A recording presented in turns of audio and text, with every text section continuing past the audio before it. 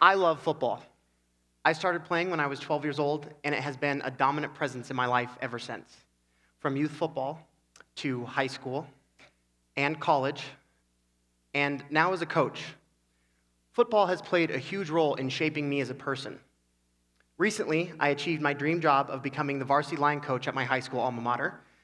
Last March, I was at a coaching clinic. It was late in the afternoon, and I was tired. These coaching clinics can tend to be a bit of a drag at times. Hours and hours and days of the presentations on the X's and O's of football. There was one presentation, though, that looked interesting.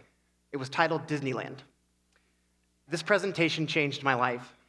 This talk was not about the X's and O's of football, but rather about the emotional truth of why we coaches coach. We are coaches so that we can have a meaningful impact on young people's lives and help them become better people. As coaches, we want to have the kind of impact that will ensure one day our players can hold hands with their children and walk into Disneyland. The moral of this incredible message was this: as coaches, we can preach to our players that it is more important for them to be better people than it is great football players, but if we are not honest with them and do not practice what we preach, it will never work. In other words, teenagers are adept at sensing bullshit. As coaches, we must be willing to share our truth. And sharing our truth is the only way we can have the kind of impact we truly want to have. The coach who gave this presentation, his truth was that his son became a drug addict due to the bullying and pressure he was subjected to from his dad being the head football coach at his school in Eagle, Idaho, a program that at the time was not very successful. I went from a presentation on how to run the power against a 3-4 defense to the most honest, emotional, and inspirational talks on coaching philosophy I had ever heard. So it got me thinking, what's my bullshit? What is unique about me that I bring to the table that will have a meaningful impact? What is my truth? My truth is this: I am a former college football player. I am a current high school football coach, and I am gay. I battled with this truth for a long time, personally, professionally, and certainly in my coaching and athletic career. It was an identity crisis that had a tremendous impact on my life. Long before I heard this presentation on Disneyland, I thought about coming out in football. In the beginning, I told myself, you are gay, and you will take it to the grave. Now, I've come a long way since that day.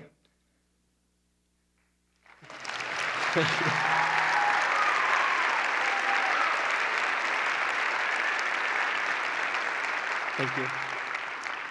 I've come a long way since that day, but the process almost cost me my life. I chose to come out to family and friends starting in August of 2014. I told my immediate family first, and then carefully picked my way through family and friends, trying to choose the right time and place. Only being partway out of the closet meant that I had to be two different people and always be very aware of where I was and whom I was with. It caused a constant state of panic and anxiety. So the question became, is it important for me to come out publicly? Yes, it is, and here's why. My time in and out of the closet helped me realize that there are other people in my situation, and it's not a pretty one. It also helped me realize that coming out is not about sharing my bedroom habits, but about giving myself permission to live my life in its entirety. Let me explain. After talking with one of my fellow coaches, he told me, "Bud, I don't talk about my sex life with players. Why would you?" And it's a legitimate question, but a common misconception about coming out. Again, I'm not talking about my sex life. I'm talking about my life. It's often said that your private life is your private life. But imagine you were put in a situation where going virtually anywhere and doing very normal, healthy human activities with your significant other could have substantial consequences on your life, reputation, and career. You gain a very new perspective on what your private life actually is. That's how being in the closet affected my life. It was quite literally a closet.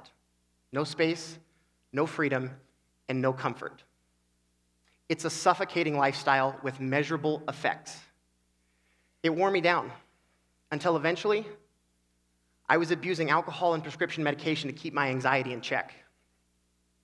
It was a horrible time in my life. When you're put in the situation of having to live a double life, it strips you of dignity and normal coping mechanisms. At that time, the only place I felt somewhat safe was at home. I was living with my parents, who have been nothing but supportive, but I did not feel comfortable bringing guys around them yet. So there I was. No safe place, no place to be myself, facing a new lifestyle I didn't know how to navigate. The anxiety and depression were inescapable. And I responded the only way I felt I could at the time: drugs and alcohol. Football teaches so many great life lessons to those who play or coach: perseverance, toughness, respect, self-esteem. But the one negative thing that it does teach is that being gay is not okay. To be frank, the word faggot is used almost as much as the word football. There is a misconception about the prominence of gay men in football, and it has serious consequences. I am the perfect example of this issue. An all-state player in high school, a 2-year varsity captain among a select few in school history to go play for a top-tier Division I football program, the youngest line coach in the history of the school, and I was ready to kill myself because I thought even though this program was like a second family to me, I feared they would shun me. It was a crushing weight that I was carrying with me all of the time. Months and months of sleep deprivation, severe anxiety and depression, and honestly, a lack of the will to live began to catch up with me. It was too much, and I was desperate for a way out, any way out. One night, I reached for a bottle of vodka and a couple of pills. I didn't see a way out, and I just wanted it to be over. If I couldn't be me and still live my life, what was the point? I passed out on the bathroom floor, and my mom found me.